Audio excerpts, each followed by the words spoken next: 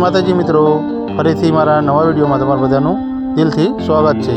મિત્રો, આજે હું આવી પહોંચ્યો છું અમદાવાદથી રાજકોટ જતા હાઈવે પર ચોટીલા શહેર છે કે જ્યાં માતા ચામુંડ જે ડુંગર ઉપર બિરાજમાન છે, તો તેમના દર્શન કરવા હું આજે આવી પહોંચ્યો છું। તો હું પણ દર્શન કરું મિત્રો, અને તમને પણ દર્શન કરાવું। તો મારા વિડીયોમાં મિત્રો બન્યા રહો।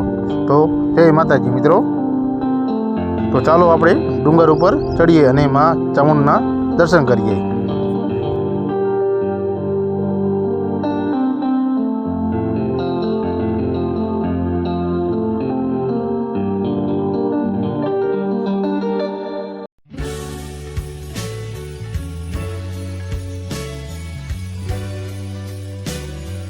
માં ચામુંડા જે ડુંગર ઉપર બિરાજમાન છે, તો ત્યાં આપણે દર્શન કરવા માટે નીચેથી ઉપર જવા માટે 700 થી 800 પગથિયા ચડવા પડે છે।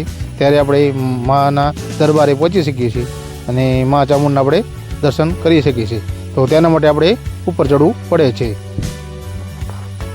ઉપર ચડતા નીચેનો કંઈક નજારો આપણે આવો જોવા મળે છે કે ઉપરથી જ્યારે આપણે જોઈએ ત્યારે સિટીનો કંઈક વ્યૂ આ રીતનો આવે છે।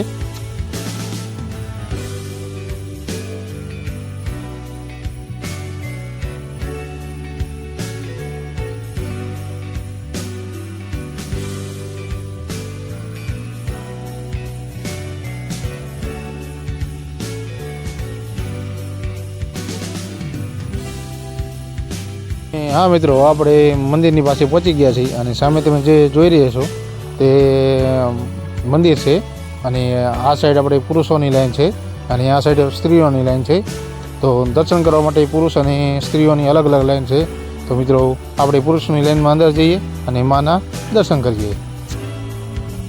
અને હા મિત્રો, કમેન્ટમાં જય ચામુંડમાં લખવાનું ખાસ ના ભૂલતા અને મારી ચેનલને સબસ્ક્રાઈબ કરવાનું ના ભૂલતા।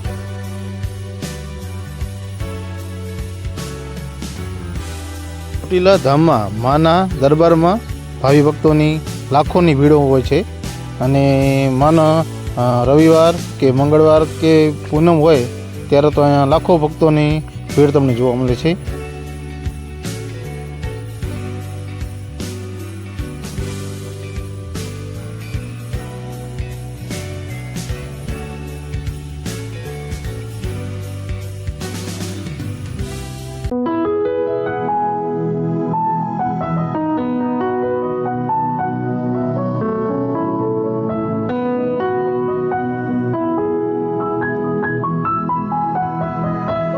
આ જગ્યાએ ભાવિ ભક્તો માને શ્રીફળ વધારે છે અને આ સાઈડ તેમનો સિંહ કે જે માં ચામુંડનો અસવાર છે તે પણ અહીંયા રાખવામાં આવ્યો છે। તમે મિત્રો જોઈ શકો છો।